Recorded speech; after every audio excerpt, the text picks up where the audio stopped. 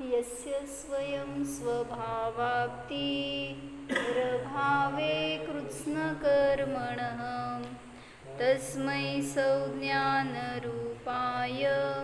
नमोस्तु परमात्मने। जय पूज्यपादाचार्य भगवान की जय।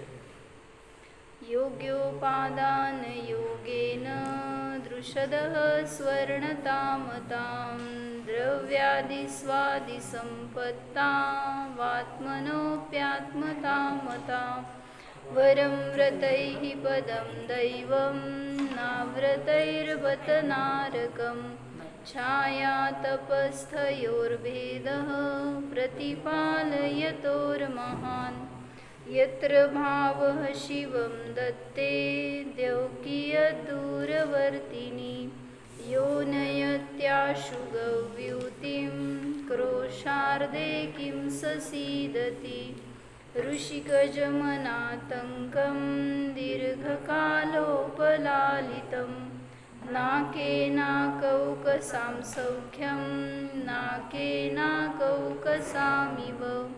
वासनामात्रमेवैतत् सुखं दुःखं च देहिनां तथा युद्वेजयन्ते ते भोगारोगायिवापदि मोहेन संवृतं ज्ञानं स्वभावं लभते नहि मत्तः पुमान् पदार्थानां यथा मदनको द्रवै।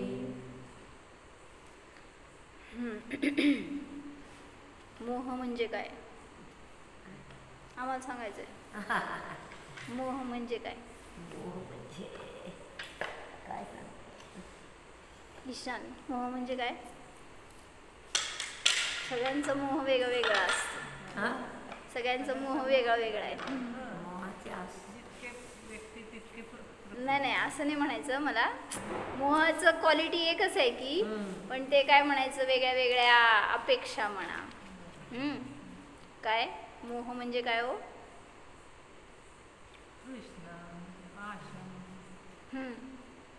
माहिती आहे का मोह काय असतो, कुठं असतो, आपल्या जवळ आहे की नाही? विपरीत ज्ञानातली ही पण मोह आहे. अजून हो बोला की काकी, मोह म्हणजे काय आहे?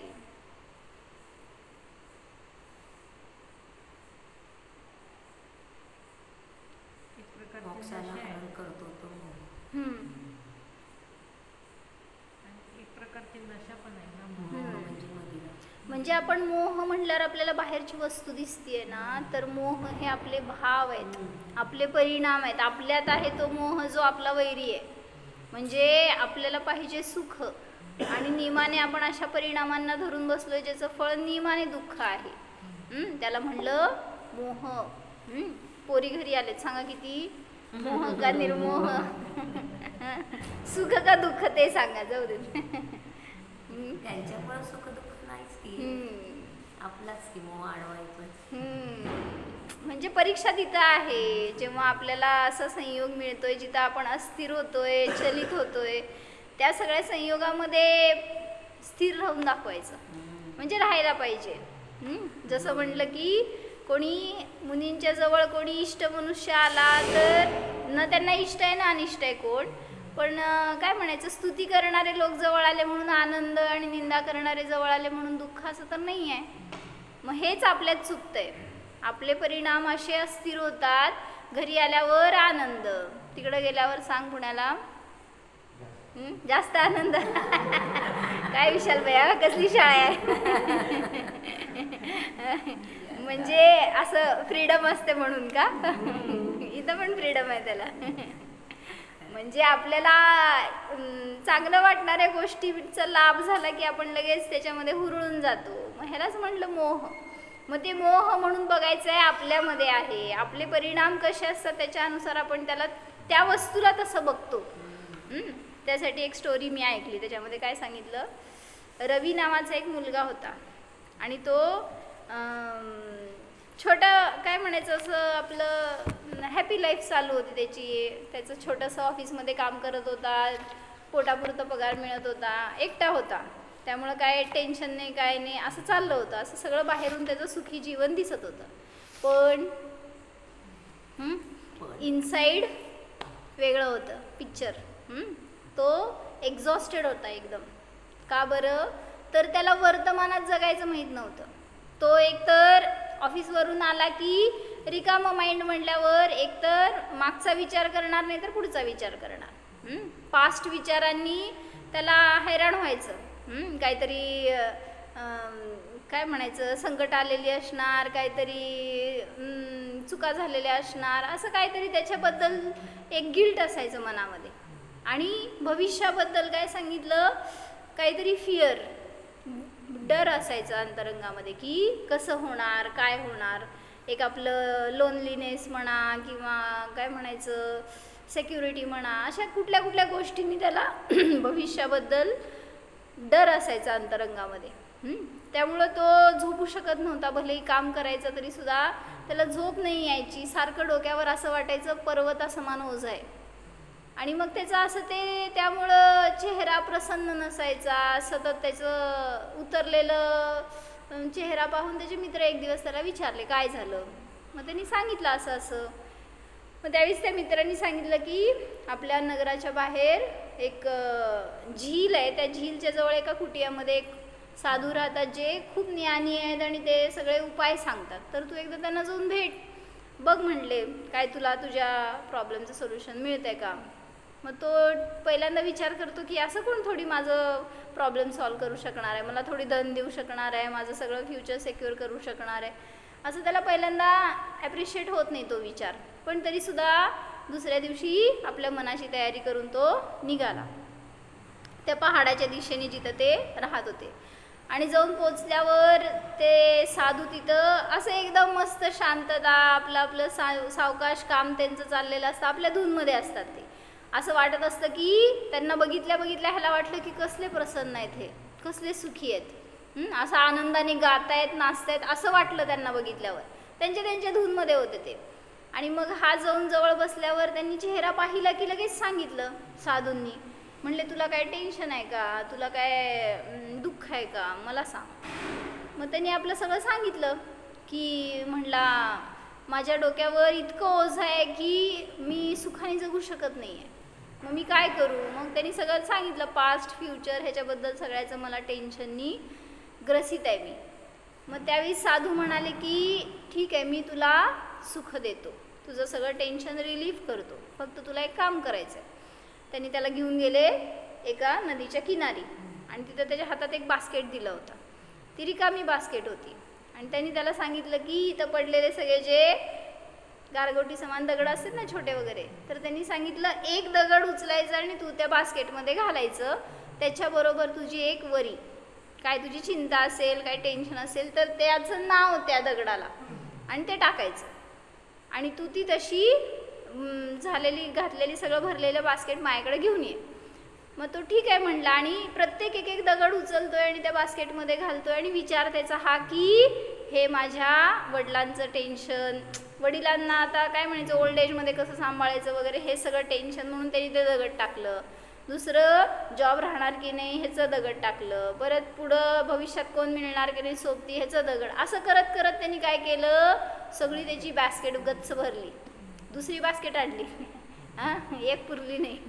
आणि त्यांनी ती दुसरी पण अशाच विचारांनी भरली. आता ती दोन्ही घेऊन तो साधूंजवळ गेला आणि म्हणला की हे मी आणले. मग साधूंनी त्याला सांगितलं तुला हे दोन्ही बास्केट कॅरी करायचे आहेत आणि पहाडाच्या वर, सगळ्यात वर जिथं झाड आहे ना, उंच झाड, तिथं जायचं आहे तुला. ते घेऊन जायचं बरं का, दगडं घेऊन जायचे आहेत वर. मग आता साधू म्हणले की तुला टेन्शन फ्री करणार आहे म्हटल्यावर तो सगळं करायला तयार. एक बास्केट पाठीला लावली, एक हातात घेतली आणि चढतोय. असा उंच पहाड होता. आणि मग आता चढण सुरू झाल्यावर काय व्हायचं काकी, काय झालं, ओझं होतं ना, घाम फुटला, हैराण झाला, थकला. नाही थांबा, आताच नाही टाकायचं अजून. तर ते सगळं घेऊन तो पोचला टोकाला, सगळ्यात वर टोकाला पोचला घेऊन. आणि ते सगळं ठेवलं आणि सगळा घाम पुसतोय, हैराण झालेला, परेशान. मागून तो साधू आले आणि त्यांनी विचारलं, ते खाली ठेवलं ना त्यांनी विचारलं कसं वाटतंय. तो म्हणला फार थकलो म्हणला मी. मग त्यांनी तिथं उदाहरण सांगितलं, ते जी बास्केट आहे ना ते तुझं मन आहे आणि ते जे तू टाकलेले त्यात दगड आहेत ना ते तुझे विचार आहेत. कशाचं ओझं कशावर झालंय, म्हणजे ओझं तर बाहेर कशाचंच नाही आहे, फक्त विचारांचं ओझं झालंय ना तुझ्यामध्ये, त्यामुळं तू जगू शकत नाही आहेस आनंदाने. म्हटले मी सांगतो तसं एक काम कर. काय कर, त्यातलं एक दगड घे आणि खाली आता दरी होती वर उभारलेला, त्यामुळं त्यांनी सांगितलं एक दगड दरीमध्ये टाक. काय झालं, ते दगडावर नाव काय होतं, एक पास्टचं टेन्शन नाही तर फ्युचरचं टेन्शन होतं. एक दगड उचलला आणि त्यांनी ते टाकलं, त्याच्याबरोबर तो विचार गेला. काय म्हणायचं, एक सायकोलॉजिकल ट्रीटमेंट म्हणतात ना तशा टाईपमध्ये काहीतरी केल्यासारखं. आणि मग असं केल्यावर एक टाकल्यावर मग परत साधूंनी सांगितलं दुसरं टाक, तिसरं टाक. असं करत करत काय झालं, सगळी बास्केट रिकामी झाली. आता सांग काय झालं. विचार सगळे संपले. म्हणजे बाहेरून आपण इलाज करायला जातो ना, आतून इलाज करा हे सांगायला लागले. म्हणून मोह म्हणजे बाहेरची कुठली वस्तू नाही, ते दगड म्हणजे मोह होतं का हो, ते बास्केट म्हणजे मोह होतं का, तो मनुष्य रवी म्हणजे मोह होता का. तर त्याचे विचार जे आहेत, त्याचे परिणाम आहेत, त्याच्यामध्ये जी अडथळा आहे त्याला मोह म्हणलं होतं. म्हणून त्यांनी काय केलं, सगळे ते दगड टाकून दिले आणि असा निर्भार झाला. असं वाटलं त्याला की खरंच आपलं मन किती हलकं झाले, सगळे विचार बदलून गेले आणि त्यामुळं तो सुखाचा अनुभव करू लागला. मॉरल सांगा, मॉरल ऑफ द स्टोरी काकी.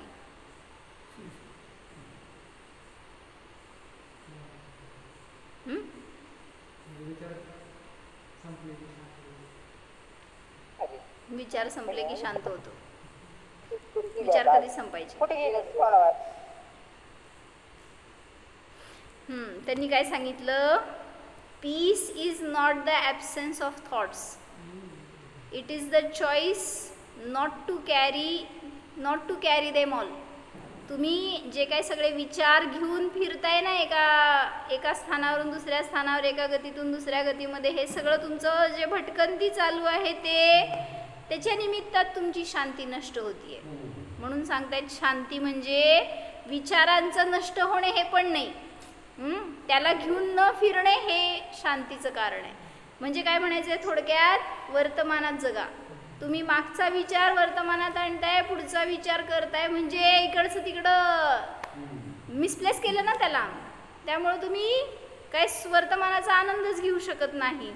म्हणून सांगतायत बाहेर कोणी तुम्हाला शांती देणारं नाही. कुठल्या साधूकडे जायचो, जाऊन येत आहे का पहाडावर, कुठं आहेत का, निर्मोही साधूंकडे जायचं. म्हणून तुम्हाला सांगतायत की अंतरंगातून आपली जर्नी सुरू करा, तर तिथं खरं सुख आहे, खरी शांती आहे. म्हणून मोह काय आहे, मोह आपले भाव आहे जे आपलाच घात करतायत. म्हणून सांगतायत त्या मोहाला कसं दूर करायचं, ह्याची कला पण आतच आहे, बाहेर नाही आहे. आपण शोधतोय कुठं, सगळीकडं बाहेर शोधतोय, मंदिरात शोधतोय, कसं मिळणार. म्हणून तिथं रामायणामध्ये काय घेतलं हे ह्याच्यामध्ये सांगितलं होतं, वाचत होतो.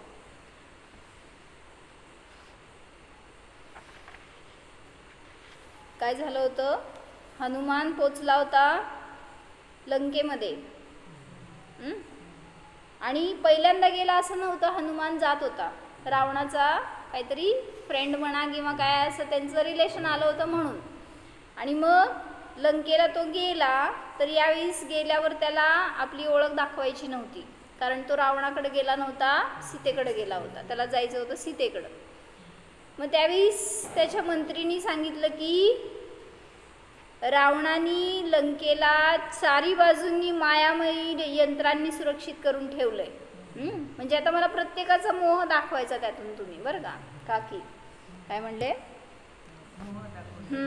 तर लंकेला त्यांनी रावणाने सगळं कोट बनवला होता ना, आत कोणी प्रवेश करू नये म्हणून. का,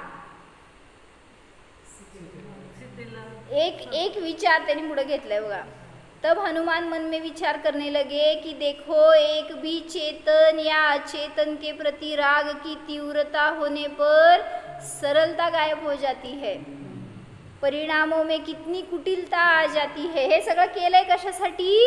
त्या बाहेरच्यांना येता येऊ नये, कोणाला कळू नये, आपल्यावर संकट येऊ नये ह्याच्यासाठी. म्हणजेच कुटिलता आली ना अंतरंगामध्ये. मग एक परिग्रह वाढला बहिरंगामध्ये, तर अजून परिग्रह झाला पण नव्हता तो, पण बनवायचा प्रयत्न होता, तर परिणामात कुटिलता आली. अब मुझे अपनी विद्या के बल से ही इसमें प्रवेश करना होगा. अपनी समझ, शूरवीरता एवं पराक्रम के बल से हनुमान लंका में पहुंचकर सबसे पहले विभीषण से मिलने गए. म्हणजे विद्याधर होते ना हनुमान, पण सुनीता काकी कोण? हनुमान विद्याधर होते आणि रावण त्याच्यापेक्षा मोठा विद्याधर असं म्हणा. तर ते विद्येनेच त्यांनी सुरक्षित केलं होतं कोट, त्याला कोणी छेदू शकत नव्हता. पण हनुमानाकडे ती शक्ती होती आणि तो छेदून आत गेला आणि त्यांनी काय केलं? पहिल्यांदा विभीषणाला गाठलं. विभीषण ने उनका यथायोग्य सम्मान किया और फिर सीता की चर्चा चलने पर हनुमान बोले, 3 खंड के स्वामी रावण ने शोभनीय कार्य नहीं किया है. एक बुराई समस्त जीवन की सारी अच्छाइयों को क्षण भर में नष्ट कर देती है. काय कळलं ईशान? एक वाईट विचार, एक वाईट कार्य, एक वाईट वचन तुमच्या सगळ्या चांगुलपणाचा नाश करतात. खूप चांगलं तुम्ही जरी जगलाय आयुष्यभरात, सगळ्यांशी चांगलं वागताय, तरी सुद्धा एक चूक केली तर त्या चुकीला लोक लक्षात ठेवणार किंवा तुम्हाला त्या चुकीचा त्रास होणार. चांगुलपणाचा फायदा मिळेल असं नाही, पण चुकीचं नियमाने फळ भोगावं लागेल असं. एक बुराई समस्त जीवन की सारी अच्छाइयों को क्षण भर में नष्ट कर देती है.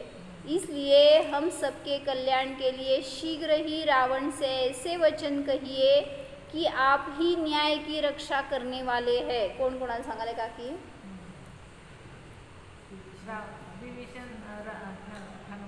हनुमान विभीषणाला सांगतोय, रावणाला असं काहीतरी सांगा जेणेकरून त्याच्याकडून न्यायाची रक्षा व्हावी.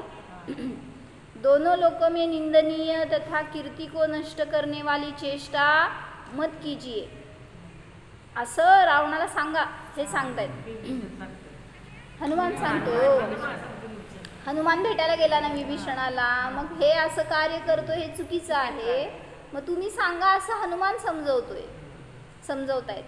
निर्मल निर्दोष चारित्र की न केवल इस लोक में चाह है, अपितु स्वर्ग लोक में देव भी हात जोडकर चाह करते हैं. म्हणजे निर्दोष चर्येचं पालन व्हावं, मला मुनी व्हायचे हे भाव त्या देवलोकातल्या देवांना सुद्धा आहेत, इथंच नाही.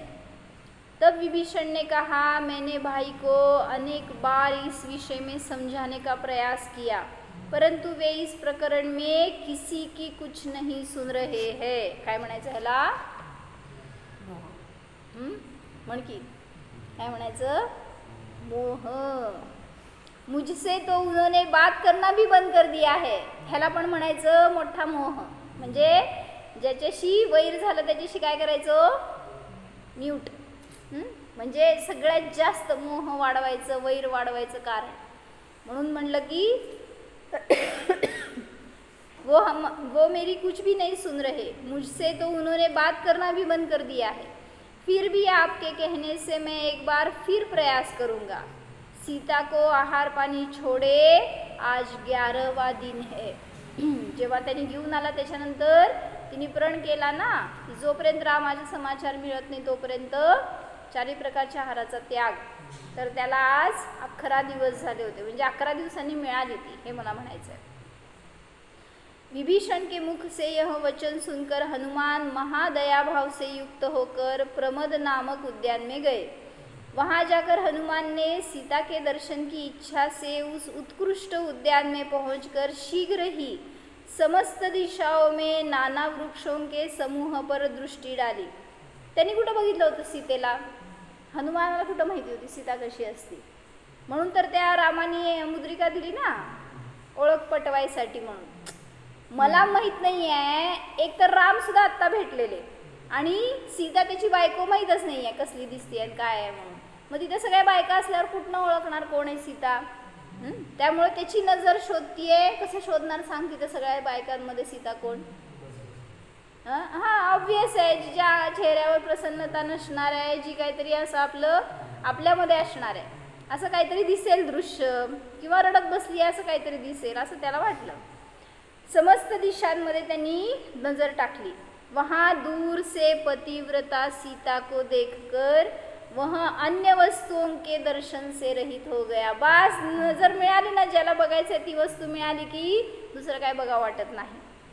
विचार करने लगे, देखो 11 दिन से अन्न जल ग्रहण नहीं किया, नेत्र आंसुओं से भर रहे हैं, हथेली मुखरूपी चंद्रमा पर रखी हुई है. असं बसली असणार आहे ना, म्हणजे सांगायची स्टाईल असं बसली म्हणून नाही सांगायचं. हथेली चंद्रमुख म्हणे, मुखरूपी चंद्रमा पर रखी हुई है, दुःखरूपी सागर में निमग्न है.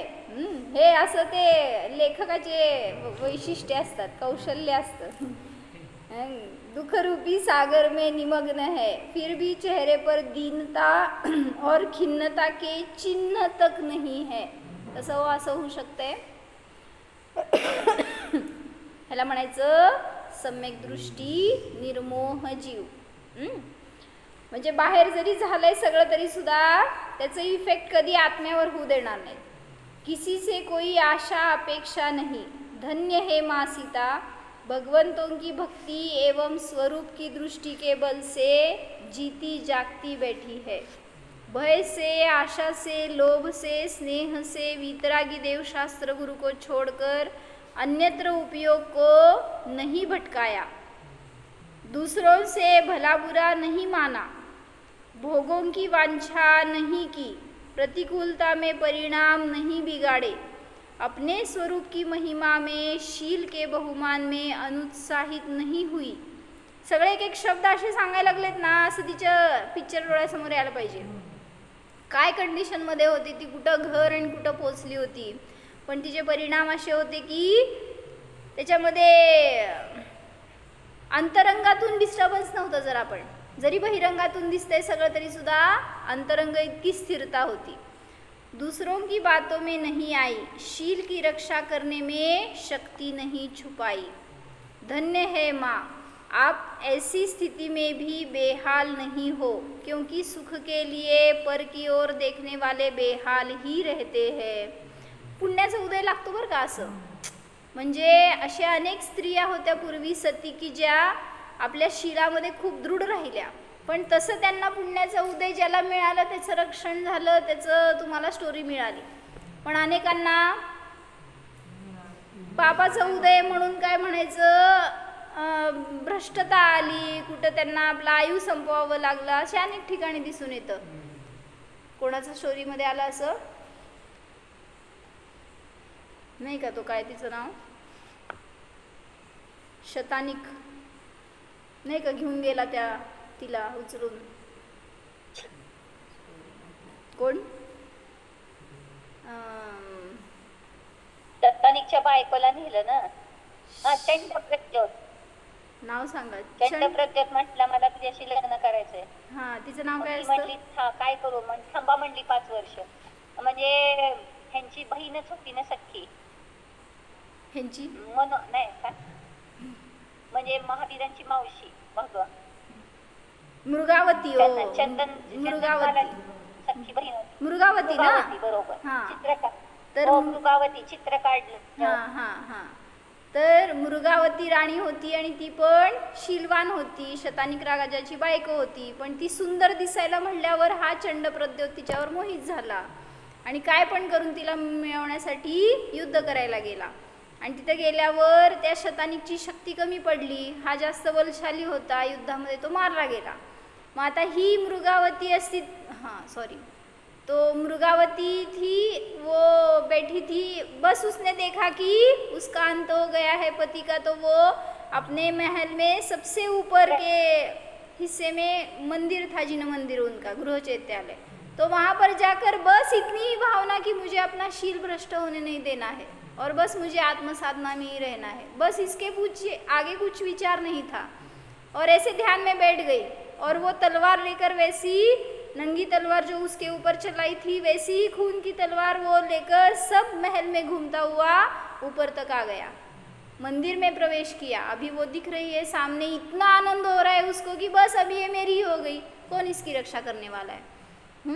और उसको पकड़ के लेके गए, और साथ में फिर मंत्री वगैरह सब थे जिनको बंदी बनाया गया था, और सबको समझाया गया कि उसको मनाओ, मुझसे शादी करे या मेरी हो जाए ऐसा। तो मंत्री ने उनको सलाह दी। अभी अवसर क्या बोलते हैं, बाका है, तो बुद्धि से काम लेना पड़ेगा, हाँ, इमोशंस से नहीं। तो उसने बताया मंत्री ने कि अभी उसके साथ ऐसा बोलो कि मुझे थोड़ा टाइम चाहिए, अभी ऐसा प्रसंग हो गया है तो मैं अभी रेडी नहीं हूँ शादी के लिए। काय केलं काकी, 5 वर्षाचा वेळ द्या म्हणून सांगितलं। 5 years का टाइम मुझे चाहिए ऐसा उसने बोला। किसने? दुर्गावती। हाँ, छोटा लड़का था, हाँ। इसलिए 5 साल के लिए ठहर जाए सका। होय का? बर, तो 5 साल मुझे चाहिए ऐसा बोलने पर उसको आनंद हो गया चंड प्रद्योत को कि 5 साल के बाद तो ये मेरी हो जाएगी ऐसे। फिर ऐसे ही दिन बीतते गए और वो सेफ थी उसके पास भी, लेकिन हर दिन टेंशन था कि 5 साल के बाद क्या करेंगे। मुझे ऐसा बोलना नहीं चाहिए था, ये बोलना भी शील के लिए दोष ही है, लेकिन अभी वो प्रसंग टालना था तो इसलिए उसने ऐसा बोला। और फिर 5 साल जब ख़त्म होने को आए थे तब इधर ये राह देख रहा था कब ख़त्म होंगे, और उधर वो टेंशन में क्या करेंगे आगे ऐसे। तो तभी उनका जाना हुआ समूह शरण में, और जाने के बाद वो भगवान से विनती कर रही है कि मैंने तो उसको वचन दिया है। किसको? चंड प्रद्योत को। मतलब वो बोलती है कि मैंने चंद्र प्रद्योत को वचन दिया है कि 5 साल के बाद मैं विचार करूँगी या शादी करूँगी ऐसे। तो मुझे तो अपना शील भ्रष्ट नहीं करना है, तो मैं क्या करूँ ऐसे। वो मुझे तो दीक्षा के भाव है, आर्य का दीक्षा लेनी है, मुझे आत्म कल्याण करना है, ऐसे वो बोल रही है भगवान के सामने खड़ी रहकर। और ये सब सेंटेंस पीछे से आकर वो चंद्र प्रद्योत सुन लेता है।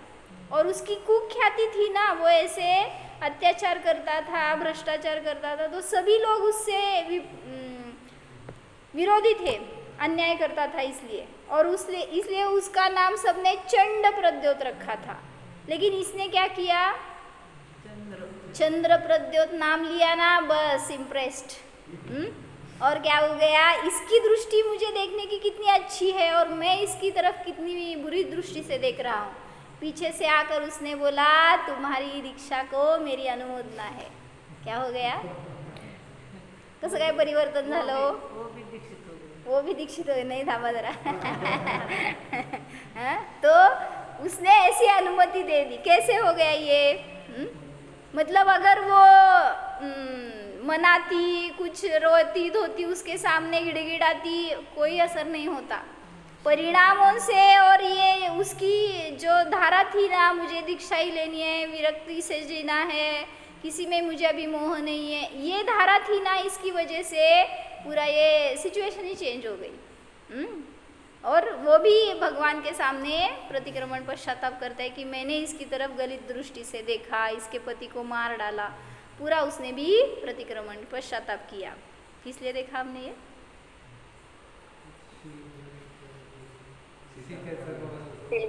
रक्षण भी नहीं हुआ, ऐसा भी हुआ। हाँ, बराबर है। तो हर सती के साथ ऐसा पुण्य का उदय था ऐसे नहीं है। अनेकों स्त्रिया, आता त्याच्यामध्ये मला नाव बिव नाही आठवत, लय गोष्टी आहेत तसल्या, पण सीता के ऊपर ही उसके पूर्व में रावण ने अत्याचार किया। गुणवती थी ना, और हाँ, फिर उसने दीक्षा ले ली थी। मतलब हाँ, उसके पूर्व भाव में ये सभी साथी थे, राम, लक्ष्मण, रावण और सीता। बहुत भवन से आ रहे थे पीछे से। लक्ष्मण काय करणार? रामाला ती सीता मिळावं म्हणून रावणाशी झगडणार, लढणार, मरणार, आणि हे दोघं पण कधी मिळाले पण नाहीत एकत्र। पण हे फिरत फिरत असे अनेक भावा तिथं आले होते, राम, लक्ष्मण, सीता आणि रावण। तो समझ लेना। मुझे इतना बताना था कि जो भी कार्य होता है उसके लिए आपका उसके पीछे पुण्य भी रहता है, वैसी अनुकूलता मिलने के लिए। तो इधर भी यही बताया कि सीता के बारे में क्या हुआ था। हाँ, मतलब 11 दिन के बाद उसको आज घर से कोई मिलने आया था। मतलब पुण्य शेष था ना उसके पास, नहीं तो कहाँ लंका, कहाँ ये थे पंचवटी में, इधर तो बहुत दूर दूर तक संबंध नहीं था। लेकिन ऐसे निमित्त सहज रूप से मिल जाते हैं अगर आपका पुण्य हो तो। सुख के लिए अपनी ओर देखने वाले खुशहाल रहते हैं। अहो, जिसके चित्त में राम का रूप बसा है, उन महासती सीता को कोई भी रूप सुख, हर्ष, उल्लास, उत्साह उपजाने में समर्थ नहीं है। जिस प्रकार जिसके चित्त में चित्त रूप के आश्रय से प्रकट होने वाला जिन रूप बसा है, उसे विश्व का कोई भी रूप मोह उपजाने में समर्थ नहीं है। काय म्हणले?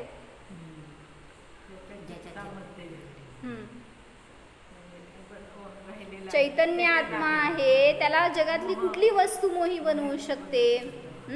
मतलब आपको समझो, एग्जाम्पल दे काकी। आपको डायमंड चाहिए था, प्रीशियस एकदम, और वो आपको मिल गया। अभी तुम्ही लोक हावरट म्हणू नका, परत अजून काहीतरी नवीन पाहिजे असं त्याच्या पुढचं। क्या विचार करेंगे उसके आगे? उसके रक्षा का उपाय, मतलब हो गई ना संतुष्टि, वो मिला है मुझे, उसका ही चिंतन। अभी बाकी दूसरे कोई पदार्थ का चिंतन ही नहीं, दिखता ही नहीं उसके आगे कोई इम्पोर्टेंट। ऐसे ही जिसको चैतन्य रत्न मिल गया है, उसको क्या है जगत में दूसरा इम्पोर्टेंट ऐसा तो कुछ भी नहीं है, ये बता रहे हैं। इस प्रकार विचार करते हुए माता सीता के पास हनुमान चुपचाप पैर रखते हुए वृक्ष के ऊपर पहुंच गए। फिर हनुमान ने सीता की गोद में अंगूठी छोड़ी। जो अंगूठी दी थी ना राम ने, तो उसने पीछे से ऊपर से उसकी गोद में छोड़ दी, जिसे देखकर सीता रोमांचित हो गई। क्यों हो गए ना? पहचान बिन प्रीत नहीं, प्रीत बिन मिलन नहीं, मिलन बिन संयम नहीं, आनंद नहीं, आनंद बिन संयम नहीं, संयम बिन मुनि नहीं, मुनि बिन मोक्ष नहीं। तो यहाँ पर पहचान हो गई, बस ये तो अपने पति की है। अभी पति को ढूंढ रही है ना वो। अंगूठी छोड़ी जिसे देखकर सीता रोमांचित हो गई। उनके मुख पर मुस्कान आ गई। सीता को प्रसन्न चित्त देखकर काय झालं हो आता? हिचं कंडिशन वेगळी होती आणि बाकीच्या सगळ्यांना ते काय माहीतच नाही आहे। वहाँ पे जो दासियाँ रखी थी ना उसकी सेवा में, उनको क्या पता ये क्यों खुश हो रही है, तुम क्यों उदास हो रहे हो भैया? तो वो खुश हो रही है, उसके पीछे कारण क्या था? वो अंगूठी थी। उसके मुख पर मुस्कान आई। सीता को प्रसन्न चित्त देखकर पास बैठी दासियों ने इसकी सूचना दशानन को दी। सूचना सुनते ही प्रसन्न चित्त रावण का प्रसन्न झाला हो? बोल, तुला काय माहिती आहे? ते रामाला माहित, रावणाला माहित, सीतेला माहित, मला काय माहित? सूचना सुनते ही रावण प्रसन्न चित्त हो गया। उन्हें वस्त्र व रत्न दान में दिए, लगेच खुश, और सभी रानियों सहित मंदोदरी को सीता के पास भेजा। मंदोदरी ने सीता के पास आकर कहा कि आज तुम प्रसन्न हुई हो, अब तुम जगतपति रावण को स्वीकार करो। त्यांना वाटते की ही स्वीकार केली आहे म्हणून प्रसन्न झाली आता। यह सुनकर सीता क्रुद्ध हो गई, बोली आज मेरे पति देव की कुशलता के समाचार आए हैं। आता सगळे अलर्ट। आता मुझे प्रसन्नता हुई है। मंदोदरी ने कहा लगता है तुम भूख से पागल हो गई हो। इथं कुठं आलायस राम आणि कुठून तुला न्यूज मिळणार आहे? यहाँ कोई भी कैसे आ सकता है? रावणाची अशी सिक्युरिटी आहे की कोई पंछी भी पंख नहीं मार सकता. मंदोदरी आदि रानियों के अविश्वासपूर्ण उपहासास्यपद चेहरों को देखकर उन्हें विश्वास दिलाने के लिए सीता ने ऊंचे स्वर में कहा कि जो अंगूठी लेकर आया है वह मेरे भाई के समान है. रामाला नाही दिला, किती कॉन्फिडन्स. राम येऊन त्यांनी टाकला असेल असं का नाही वाटलं? असं थोडी लपून बसणार आहे राम. असं हिरो म्हणल्यावर कसं येणार एंट्री. तो उसने कहा जो भी लाया है देखा नहीं था कौन है, फिर भी वो मेरे भाई समान है. ऐसा कौन मेरा स्नेही बंधु है जो यहाँ महाभयदायक इस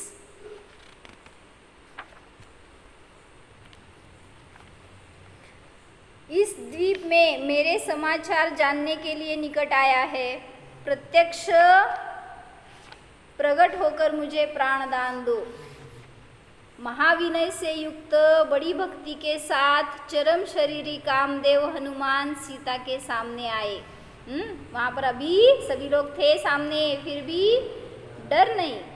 अत्यंत झुककर दोनों हात जोडकर. इतकं मस्त सांगितलं ना दोघांचं रिलेशन, किंवा त्याचा विनय इतका छान सांगितलंय. लिहिणाऱ्यांनी एवढं मस्त लिहिलंय की असं सगळं दिसायला पाहिजे आणि तसे गुण आपल्यात यायला पाहिजे.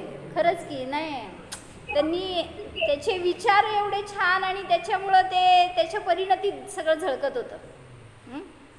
महाविनय से युक्त बड़ी भक्ति के साथ चरम शरीरी है वो कामदेव हनुमान. चरम शरीरी कामदेव वज्र ऋषभ नारायण वाला सीता के सामने आए और अत्यंत झुककर दोनों हाथ जोड़कर प्रणाम किया. इसके बाद निश्चिंत हो राम का संदेश सुनाया. हे पतिव्रते, तुम्हारे विरह रूप सागर में डूबे राम स्वर्ग के समान वैभव संयुक्त विमान में भी रति को प्राप्त नहीं हो रहे हैं. अन्य सब कार्य छोड़कर वे प्रायः मौन धारण किए रहते हैं और मुनि की भांति एकाग्र चित्त हो तुम्हारा ध्यान करते हुए बैठे रहते हैं. हे पतिव्रता की मूर्ति, बांसुरी तथा वीणा से युक्त उत्तम स्त्रियों का संगीत कभी भी उनके कर्णमूल में नहीं पहुंचता.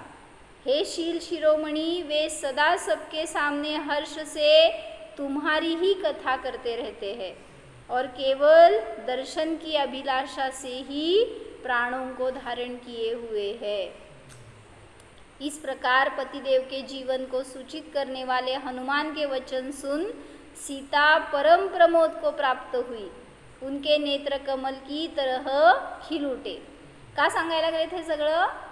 कारण सीतेला तो जिवंत आहे की नाही हे सुद्धा माहीत नव्हतं. का?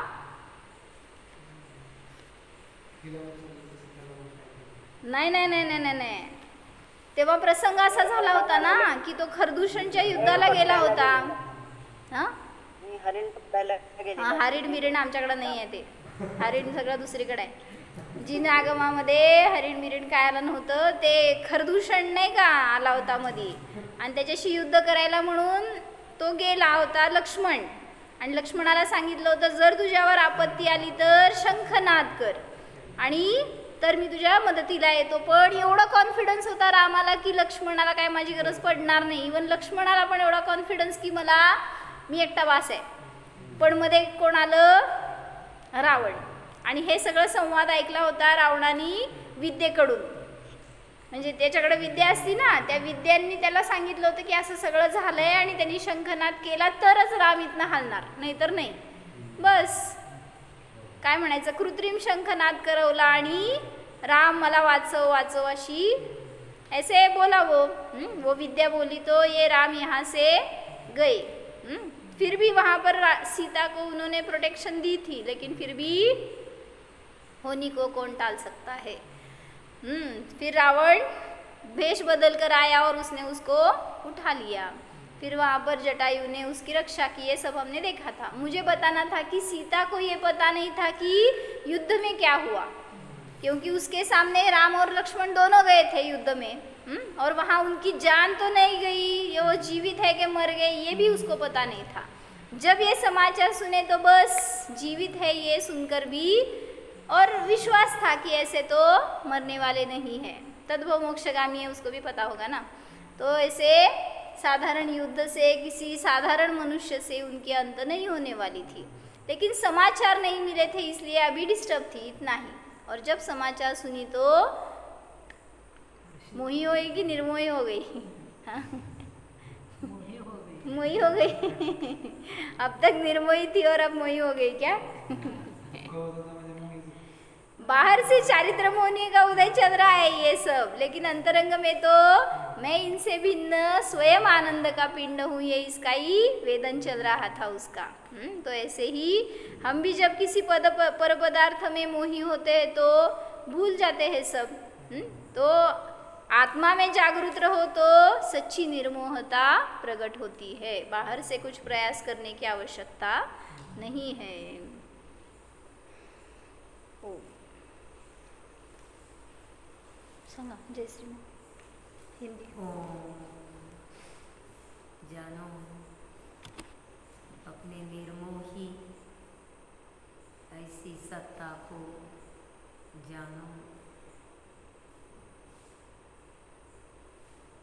नत्ति मम को विमोहो बुज्यति ओग एव अहमिको तम दम अनिममत्तम समयस्य विहानया विनती। मोह मुझे पर है ऐसा भाषित होना चाहिए, ये मेरा कुछ लगता नहीं है, मुझसे ये और इससे मैं ऐसी व्याप्ति नहीं है। जानो मैं तो एक शुद्ध चैतन्य ज्ञानमय तत्व हूँ। मोह को यहाँ अवकाश ही नहीं है। मोह मेरा कुछ लगता भी नहीं है। बिल्कुल पर जैसा मोह को देखने का प्रयास कीजिए, अपने से भिन्न ऐसा भाषित होना चाहिए।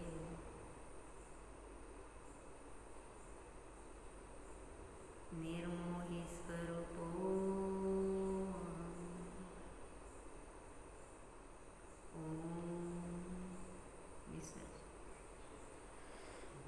नमो अरिहंताण